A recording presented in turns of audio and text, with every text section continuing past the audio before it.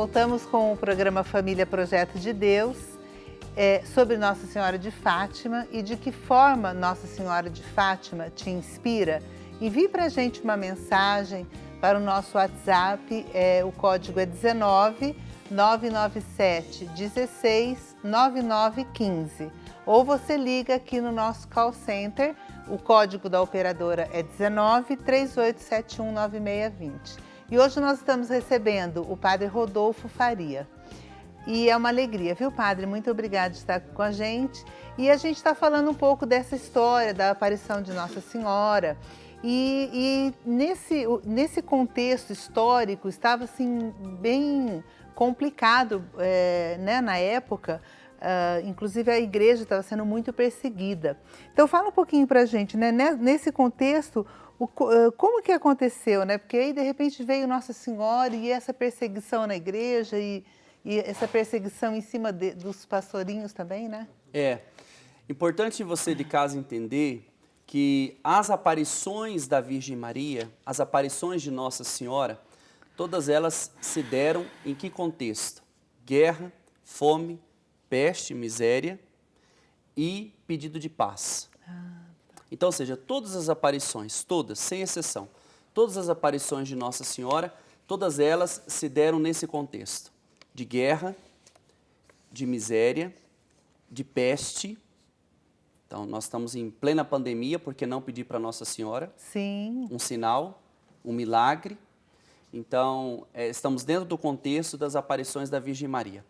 Então, em Fátima, Portugal como um todo, o mundo como um todo naquela época, 1917, vivia a Primeira Guerra Mundial.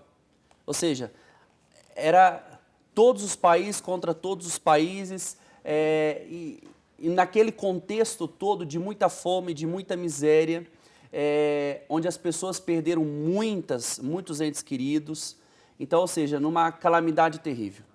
Nossa Senhora aparece em Fátima, Portugal, sobre uma azinheira, a árvore, não é? A árvore que Nossa Senhora aparece, Nossa Senhora de Fátima, se chama azinheira, essa árvore, e ela aparece e traz uma mensagem. Qual que é a mensagem de Fátima para os pastorinhos que ali estavam? Para as crianças que cuidavam, né, na lida, ajudando os pais, a família em si, porque naquela época as crianças não tinham brincadeiras, não tinham infância. Com 10, 12 anos, as crianças já ajudavam dentro de casa, já iam para o trabalho, já cuidavam das ovelhas, das galinhas, já tinham os afazeres para ajudar a família. Porque é um período de muita fome, de muita miséria, guerra. O Brasil não sabe o que é guerra.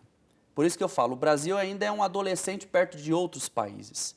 Então, isolamento social. O que é isolamento social para o brasileiro? Não é? Então, assim, nós não temos históricos difíceis, né? Ditadura militar, ok, podemos usar isso como argumento, mas o brasileiro não sabe o que é guerra, o que é fome, o que é peste, né? Mortandade. Então, e por isso, às vezes, é muito mimado, é um povo até um pouco mimado, que não tolera muitas coisas, né? Então, você vê, nós somos o país que mais joga comida fora. Nossa. Impressionante, né? Quanta comida quanta comida nós jogamos fora. Então, ou seja, a aparição de Fátima se deu nesse contexto muito difícil. Mas não só Fátima. Aparecida, quando é resgatada do rio. Estamos em plena escravidão, ou seja, em plena miséria, em plena pobreza, e de repente Nossa Senhora vem, toda ela pretinha, neguinha. É um sinal. Então, ou seja, sim, as aparições de Nossa Senhora, elas acontecem dentro do contexto daquela realidade. Isso daí, para mim, é sensacional. Todas as aparições da Virgem Maria, elas acontecem dentro da realidade daquele povo. Até a feição que a Virgem Maria assume na sua aparição é a feição daquele povo, daquela realidade. Então, é uma aparição inculturada, assume a cultura local. Então, não é uma Nossa Senhora branquinha que aparece na África, não. É uma Nossa Senhora neguinha. Negra. Entendeu? Então, ou seja, isso é brilhante, brilhante. É uma sensibilidade. É uma espécie de um consolo para aquela população. Então, a Nossa Senhora, ela assume a cultura local. Por quê? Porque é mais fácil. Quando eu falo de igual para igual, é mais fácil. Então, por que se um estrangeiro fala no Brasil, o brasileiro fala assim, você é estrangeiro. Quando nós falamos fora do Brasil, você é estrangeiro. Então, quando a gente fala de igual para igual, a mensagem é acolhida. Então, olha o estilo que ela aparece, a Virgem, com um semblante triste. Por quê? Por conta da guerra, por conta da fome. Porque as pessoas estavam, cada uma defendendo o seu pedacinho de terra, o seu contexto, e não estavam trabalhando em comum. E onde estava a força? Na oração. Certo. Então, a grande mensagem de Fátima é a mensagem da oração. Vocês devem rezar o terço, devem rezar o rosário. Inclusive, o terço que nós rezamos hoje é uma das orações que foi revelada por Nossa Senhora de Fátima, incorporada no terço, que no finalzinho dos mistérios a gente reza. Ó meu Jesus, perdoai-nos, livrai-nos de todos os nossos pecados, tal. Aquela oraçãozinha que a gente faz no finalzinho de cada mistério, foi incorporada no rosário depois da aparição de Fátima. É ela que pediu lá, né? Ela que pediu. E hoje, inclusive, Anjos, é o dia... o anjo pediu, aliás. Exato. Hoje é o dia da abolição da escravatura também, que a gente comemora, né? Também. É dentro desse contexto. Então, um aspecto que o senhor já colocou é a oração. Tem mais alguma coisa marcante que a gente destaque nessas aparições? As aparições da Virgem Maria. Elas são muito comuns, todas elas. Então, todas as vezes que Maria apareceu, ela sempre pede oração, penitência, o caminho da penitência. A penitência não é deixar de fazer alguma coisa. A penitência é eu me penitencio em busca da santidade. Quem faz penitência, um exemplo, tá? Nós saímos tem pouco tempo. Quem faz uma penitência quaresmal de ficar 40 dias sem consumir carne e depois volta a consumir carne, que relevância teve de fé espiritual para você e para os outros? Mudança interior? Nenhuma. Então, a penitência é no sentido de eu vou me penitenciar, vou me privar para a santidade. Isso é penitência.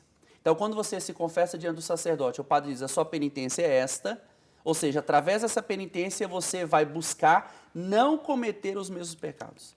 Então, a mensagem, as aparições de Nossa Senhora, oração, penitência e paz. Esses 3 pontos são fundamentais em todas as mensagens e todas as aparições. Tá aí. Então tá aí. Se a gente é devoto de Nossa Senhora, que pelo menos a gente ouça o que ela pede para a gente, né? Exato. E tem algumas mensagens chegando aqui no nosso WhatsApp. A primeira mensagem da Sandra.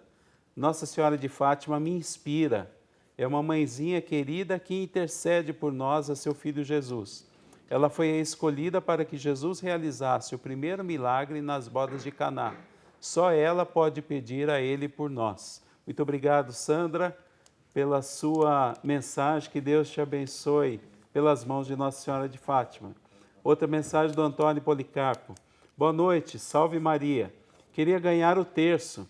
Sou diácono permanente da Arquidiocese de Fortaleza. Nossa Senhora de Fátima é minha protetora e inspiração da minha caminhada da igreja. Muito obrigado, diácono Antônio Policarpo, e vamos torcer aí. O que é isso aí que o diácono está falando? O padre Rodolfo trouxe lá de Fátima, do Santuário de Fátima, um rosário. Está aqui, ó.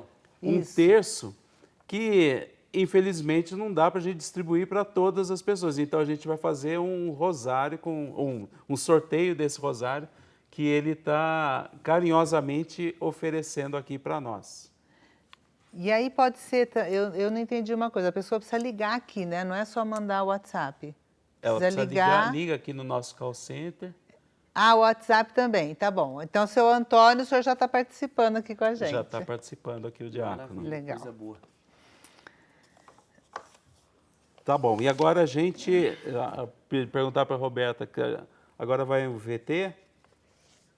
Ah, então tá bom. Agora então vamos conhecer a graça alcançada pelo Bertaldo Soares. Ainda adolescente, ele passou cerca de 2 anos doente. Boa parte desse tempo que esteve na cama, diversos médicos, sem conseguir nenhum diagnóstico específico, sua cura é atribuída por ele à Nossa Senhora de Fátima. Em agradecimento à graça recebida, Bertaldo e sua esposa, a Quênia, dedicam há mais de 20 anos suas vidas à santa. fundaram a Associação Tarde com Maria. Construíram no Rio de Janeiro uma réplica da Capela das Aparições e no ano passado lançaram o livro Fátima. Além disso, promovem várias ações focadas na santa. Vamos acompanhar. Olá, meus irmãos da TV Século XXI, tudo bem? Eu sou Bertaldo Soares, fundador da Tarde com Maria. Eu quero contar para vocês um pouquinho da minha história. A Tarde com Maria começou em 1987, mas antes disso eu estava doente por muitos anos. Por 2 anos estive num quarto, deitado, sem sair de lá, precisando da ajuda de muitas pessoas. Foi então que uma freira passou a sonhar comigo, a partir da oração do terço que minha mãe fazia e meu pai, e me pediu que fosse à igreja Nossa Senhora de Copacabana. Era bem perto da minha casa. Eu fui até lá e o Frei Inocêncio rezou por mim. Pediu que eu voltasse na hora da Santa Missa e graças a Deus eu voltei. Ele rezou e aí a minha vida se transformou. Se transformou a partir da confissão que eu fiz e da comunhão que eu recebi. Então, anos depois, fiz a primeira Tarde com Maria, pensando em fazer apenas aquele evento em agradecimento a Nossa Senhora. Mas Nossa Senhora tinha um plano diferente. E já são 34 anos de Tarde com Maria, levando a oração do terço a milhares de pessoas. Hoje, podemos fazer isso diretamente do santuário, da Capelinha das Aparições, aqui no Rio de Janeiro, esse santuário que a Tarde com Maria construiu e que hoje é onde nós vivemos o nosso carisma. Nós vivemos a mensagem de Fátima. Lá nós estudamos, nós aprendemos, nós tentamos colocar em prática tudo aquilo que Nossa Senhora pediu na cova da Iria aos 3 pastorinhos. Então, eu queria partilhar com vocês um pouco dessa minha história. É apenas um grão de areia na imensidão da Igreja de Deus. Mas, certamente, a partir da oração do terço, da confissão, da comunhão, da adoração ao Santíssimo Sacramento, Nossa Senhora trouxe de volta esse homem. E graças a Deus, hoje, muitos dão testemunho comigo de que a oração do terço pode salvar muitas almas. Então eu recomendo a você, que quer ser um grande devoto da Virgem Santa Maria, que comece a rezar o terço todos os dias, conforme ela pediu na cova da Iria, em Fátima. Impressionante, né? Experiência de fé e trabalho realizada pelo Bertaldo, pela Kênia e sua equipe também, né? Então, muito obrigada de compartilhar conosco, viu, Bertaldo, essa história sua. E antes da gente voltar nesse bate-papo, nós vamos conhecer mais um exemplo de devoção. E desta vez, em São Roque, conhecida pelas uvas e vinhos, a cidade inaugurou em fevereiro o caminho turístico de Nossa Senhora de Fátima. Nós vamos saber o que levou o devoto Túlio Pato a criar o local, que é aberto aos visitantes.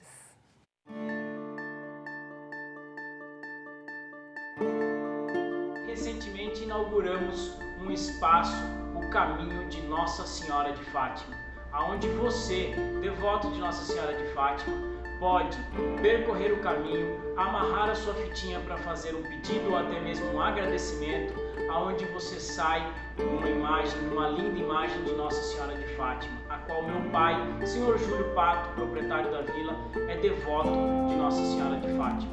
Resolvemos abrir esse espaço e tornar isso mais gostoso para vocês que são devotos e querem fazer um passeio para visitar a nossa imagem e fazer o seu pedido, amarrar a sua fitinha no caminho de Nossa Senhora de Fátima.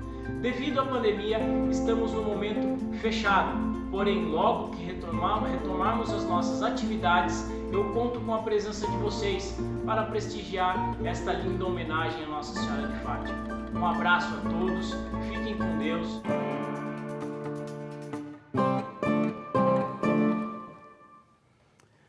Quantos exemplos concretos de homenagens podemos observar?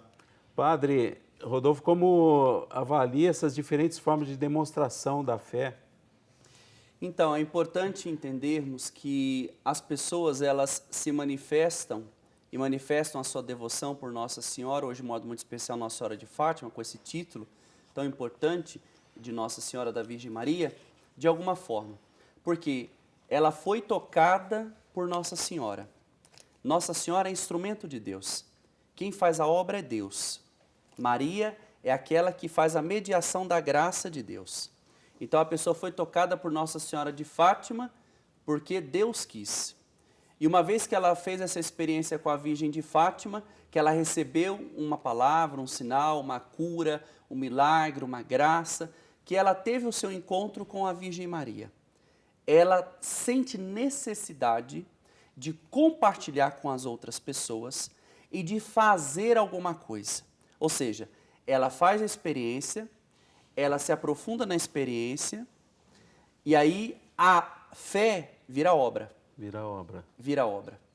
Padre Eduardo e Irmã Luísa sentiram no coração a experiência de Deus. A Rede Século XXI é a obra da experiência. Bacana. É a experiência a Rede Século XXI é a obra dessa experiência com Deus. Então, esses dois exemplos. Esse rapaz acamado fez a experiência de Deus através de Nossa Senhora de Fátima. Ele criou, Tarde com Maria, a réplica do santuário das aparições, da Capelinha das Aparições, lá de Fátima, é a obra. Esse outro caminho que nós acabamos de acompanhar em São Roque, eu ainda não tive a graça de conhecê-lo, mas também é a obra. Então, todas as vezes que nós fazemos uma experiência profunda de Deus através da Virgem Maria, nós sentimos a real necessidade de retribuir e de manifestar essa graça recebida de alguma forma. Então as pessoas, quando elas recebem uma graça, elas manifestam e elas fazem alguma coisa para manifestar aquilo que recebeu de Deus através de Nossa Senhora, ou através de um santo, uma santa de devoção. Tá. E por falar em obra, então, uma manifestação. Eu entendo que quando ela apareceu para os 3 pastorinhos, ela pediu uma manifestação. Rezem o rosário. E todos os dias depois ela pediu o quê? Para construir uma capelinha, né? Capelinha. Mas o que eu queria chamar a atenção agora é porque o Papa Francisco também pediu para a gente, em família, rezar o rosário nesse mês de maio, especialmente nesse mês de maio. Isso. Existe aquela mensagem de Fátima de 103 anos atrás, ela continua atual, é preciso, é importante, é bom que a gente reze o rosário todos os dias?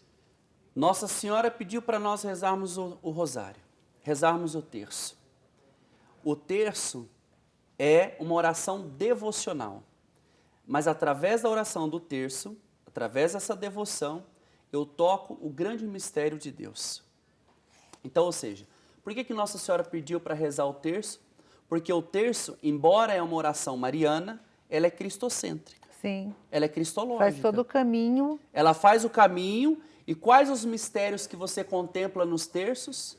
A vida de Jesus. A vida de Cristo. Jesus. É. A vida de Jesus. Então, ou seja, é uma devoção mariana, é um instrumento mariano, mas é cristocêntrica, é cristológica. Então, Nossa Senhora nunca está à frente.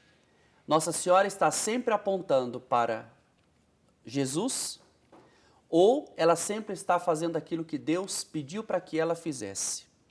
Então Maria é sempre sinal da graça de Deus. Que bom.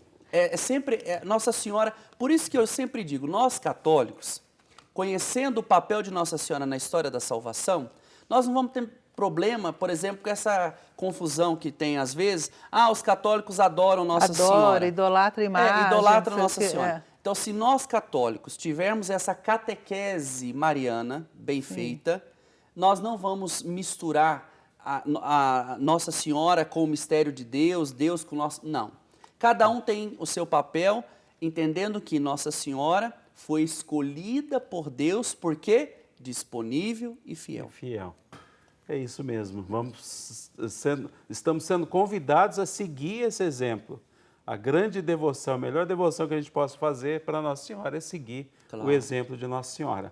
E a gente vai para um intervalo. Eu queria que você aproveitasse agora no intervalo, manda a sua mensagem para a gente aqui pelo nosso WhatsApp 19 99716 9915.